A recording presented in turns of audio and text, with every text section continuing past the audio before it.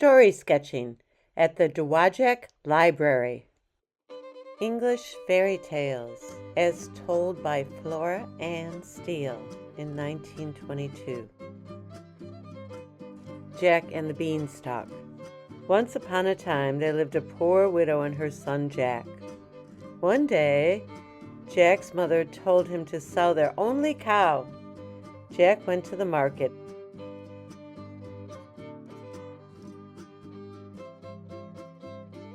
And on the way, he met a man who wanted to buy his cow.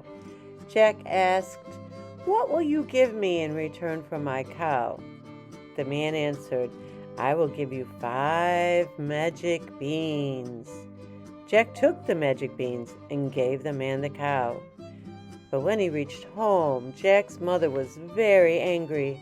She said, "You fool! He took away your cow and gave you some beans." She threw the beans out the window. Jack was very sad and went to sleep without dinner.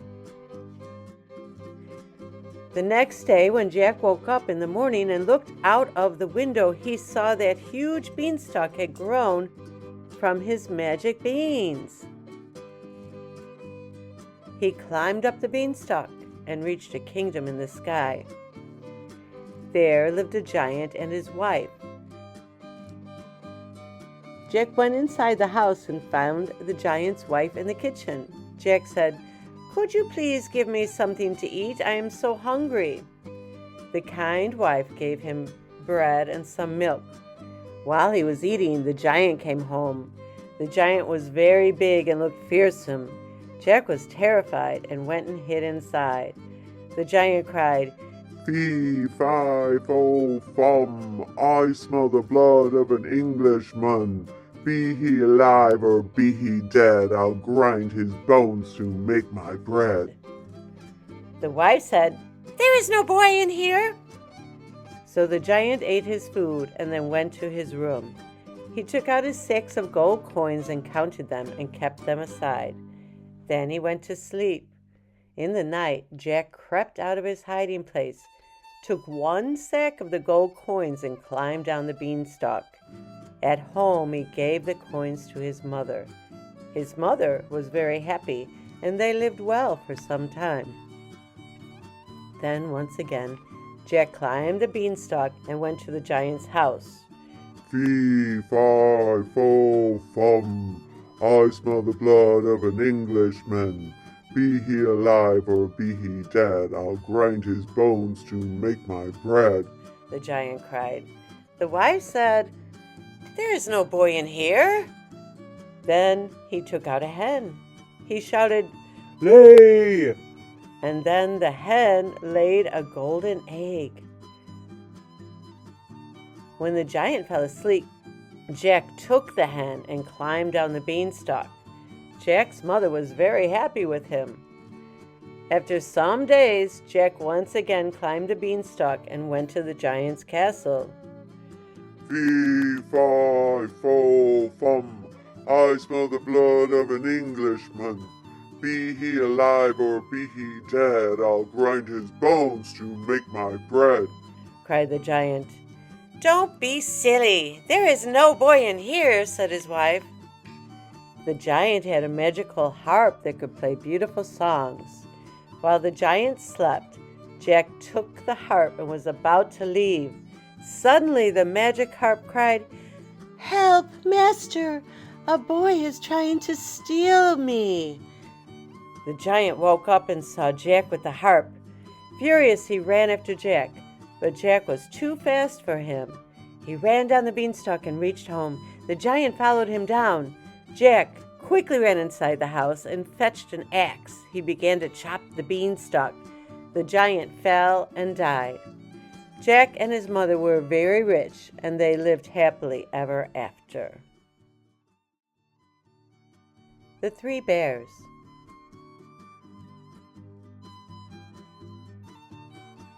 Once upon a time, there were 3 bears who lived together in a house in a wood. One of them was a little wee bear, and one was a middle-sized bear, and the other was a great big bear. One day, after they had made the porridge for their breakfast, they walked out into the wood while the porridge was cooling. And while they were away, a little girl named Goldilocks passed by the house and looked in at the window. Seeing nobody in the house, she lifted the latch. The door was not fastened, so Goldilocks opened the door and went in, and was well pleased when she saw the porridge on the table. First, she tasted the porridge of the great big bear, and that was too hot. Next, she tasted the porridge of the middle-sized bear, but that was too cold. And then she went to the porridge of the wee little bear, and it tasted just right. And she liked it so well that she ate up every bit. Then Goldilocks, who was tired, for she had been catching butterflies all day, sat down in the chair of the great big bear, but that was too hard for her. And then she sat down in the chair of the middle-sized bear, and that was too soft for her. But when she sat down in the chair of the little wee bear, it was just right. So she seated herself in it and sat there till the bottom of the chair came out, and down she came, plump on the ground. Next, Goldilocks went upstairs into the bedchamber in which the three bears slept. At first she lay down in the bed of the great big bear, but that was too high at the head for her. She lay down at the bed of the middle-sized bear, but that was too high at the foot for her. And then she lay down upon the bed of the little wee bear, and that was just right. So she lay there till she fell fast asleep. By this time, the three bears came home to breakfast. "Somebody has been at my porridge," said the great big bear in his great rough, gruff voice. Then the middle-sized bear looked at the porridge and said, "Someone has been at my porridge," in his middle-sized voice. Then the wee little bear looked at his, and the porridge was all gone. "Someone has been at my porridge and has eaten it all up," said the wee little bear in his little wee voice. Upon this, the three bears, seeing that someone had entered their house, began to look about them. "Someone has been sitting in my chair," said the great big bear in his great rough, gruff voice. "Someone has been sitting in my chair," said the middle-sized bear in his middle-sized voice. "Someone has been sitting in my chair and has set the bottom through," said the little wee bear in his little wee voice. Then the three bears thought they had better make further search in case it was a burglar. So they went upstairs. "Someone has been lying in my bed," said the great big bear. "Someone has been lying in my bed," said the middle-sized bear. But when little wee bear came to look at his bed, upon the pillow there was the Goldilocks' yellow head. "Someone has been lying in my bed, and here she is still," said the little wee bear in his little wee voice. Now Goldilocks heard the little wee voice of the bear. It was so sharp and shrill that it awakened her at once. Up she started, and when she saw the three bears on one side of the bed, she tumbled herself out at the other and ran to the window. So naughty, frightened little Goldilocks jumped and ran into the woods, and maybe was lost there. No one can say. But the three bears never saw anything more of her. The Three Little Pigs. Once upon a time, there was an old mother pig who had 3 little pigs and not enough food to feed them. So when they were old enough, she sent them out into the world to seek their fortunes. The first little pig was very lazy. He didn't want to work at all, and he built his house out of straw. The second little pig worked a little bit harder, but he was somewhat lazy too, and he built his house out of sticks. Then they sang and danced and played together. The third little pig worked hard all day and built his house with bricks. It was a sturdy house, complete with a fine fireplace and chimney. It looked like it could withstand the strongest winds. The next day, a wolf happened to pass by the lane where the three little pigs lived, and he saw the straw house, and he smelled the pig inside. He thought the pig might make a fine meal, and his mouth began to water. So he knocked on the door and said, little pig, let me in, let me in." But the little pig saw the wolf's big paws through the keyhole, so he answered back, No, not by the hairs of my chinny chin chin." Then the wolf showed his teeth and said, "Then I'll huff and I'll puff and I'll blow your house down."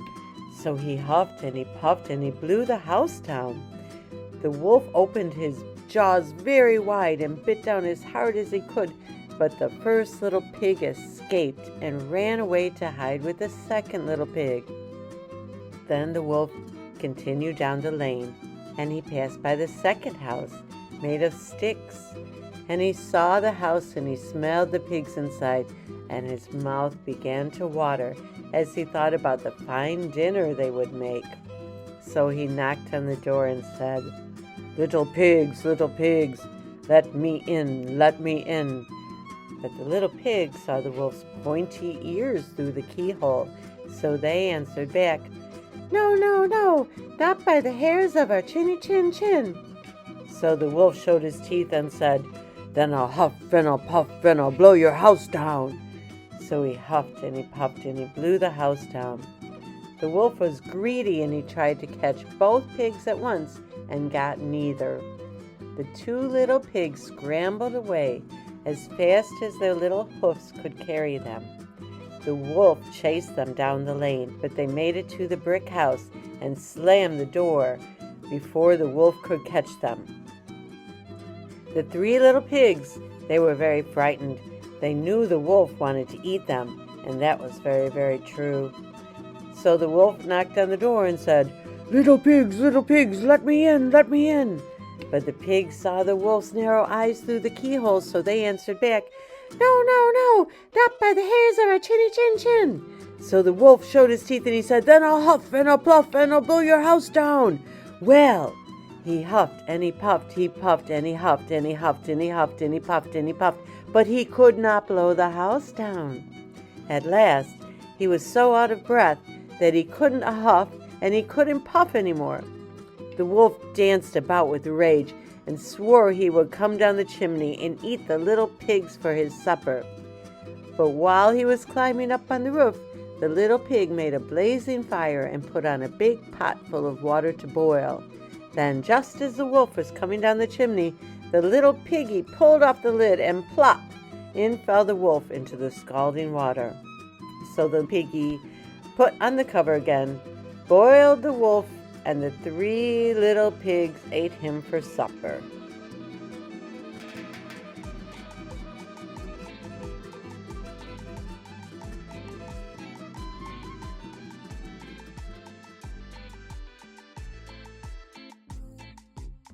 Artist Sharron Ott designed these events as a creative way for the community to study classic writings.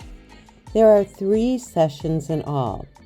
The first 2 sessions are free, and people of all ages are invited to come and paint characters from the story. Sharron lays out a selection of art supplies and a variety of vintage illustrations for use as reference and inspiration. People are encouraged to paint and draw in their own way and to use their own self-expression. Ms. Ott then takes pictures of all of the artwork and drops them into Photoshop and a movie editing program on the computer. There she animates them to tell the story. She also writes a narrative that is added onto the visuals. The group reconvenes for a 3rd session and everyone together watches the video premiere and discusses the stories while having snacks. This coming together of all types of people brings art to a place where it is not a competition, but rather a joyful collaboration.